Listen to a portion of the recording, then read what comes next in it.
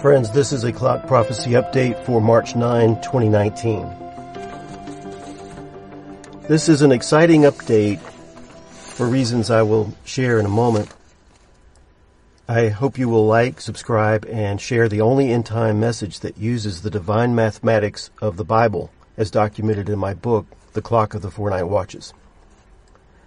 As you know, I have been discussing the Tyrrhenian Sea as the site of a meteor impact described in the book of Revelation for the last 2 years, and now it appears we have been given confirmation for the location of this impact through a remarkable sign off the coast of Italy.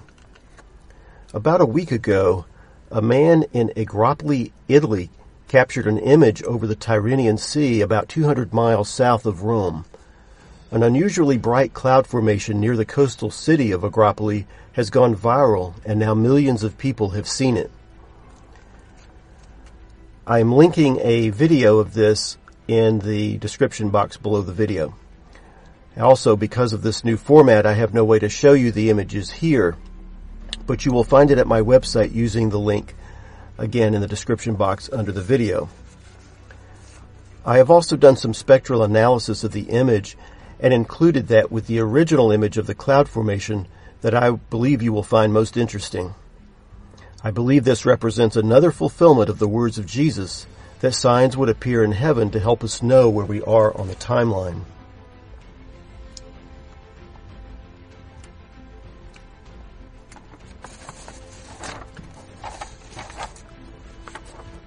I believe this sign marks the site of the meteor impact described by John in Revelation chapters 8 and 18. Note that both Rome and most of Europe will be destroyed as a result of a blast zone caused by a meteor up to 7 miles wide.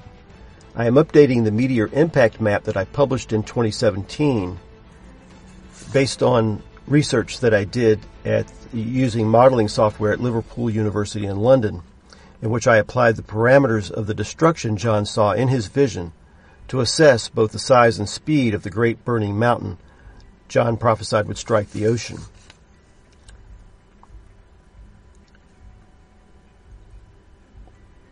This more southern location would mean a somewhat less dire outcome for Germany and France, but not for Greece, which would be completely engulfed in flames. Remember that Greece produced Antiochus IV, the true Antichrist prototype, whose persecution of the Jews was especially brutal. If the Agropoli cloud formation marks the site of the meteor strike, there will be virtually nothing left of Greece after the impact occurs. The same applies to Rome, which would remain in the most affected portion of a 1,600-mile wide blast zone. Note that this podcast is being uploaded before I have had an opportunity to put up the new update with images at the website, so please be patient while I get all this material together. I want to remind you that the black ring on the clock ends on July 12th of this year, which doesn't mean that all the events in Revelation will occur in 2019. It just means we could reach critical mass on the clock and see the rise of the Antichrist before year end. That would, of course, mean the arrival of the Meteor and the near-fatal head wound to the first beast of Revelation, identified on the clock as Barack Obama. In January, we talked about the last full lunar eclipse before the end of an 80-year period since Israel's first prime minister, David Ben-Gurion, declared it was time to open the gates of Palestine. The psalmist wrote that the days of man are between 70 and 80 years, and Jesus said the rebirth of modern Jerusalem, represented by a fig tree in Matthew 24, would mark the final generation of human government on earth. Jesus said that a late sign would be the moon turning to blood. The blood moon in January, in the January eclipse, was quite possibly the very astronomical event to which Jesus was referring. Now, there is another way that the moon can become as blood, and that would be as a result of massive amounts of dust entering the atmosphere as a result of a large volcanic eruption or meteor impact. According to Revelation chapters 8 and 18, this object John sees strike off the coast of Italy will destroy that great city, which is Rome. My research, again using computer modeling software, reveals this object to be a meteor 5 to 7 miles wide, traveling close to 65,000 miles per hour when it strikes. The amount of debris the impact ejects into our atmosphere will create a kind of blanket around the Earth that blocks light from the sun and moon for possibly several months before it begins to dissipate.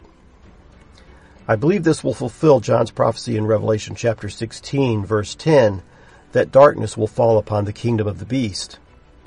Note reference just 5 verses later to a rapture event in conjunction with the Battle of Armageddon, again affirming the removal of the man-child in chapter 12, the Jewish first fruits portion of the harvest, in connection with the trifecta of Bible prophecy we have discussed now in numerous videos. As you may recall, I teach the rapture of the church at the 6th trumpet in Revelation in relation to the 6 p.m. reference by Jesus in his parable of the vineyard in Matthew 20.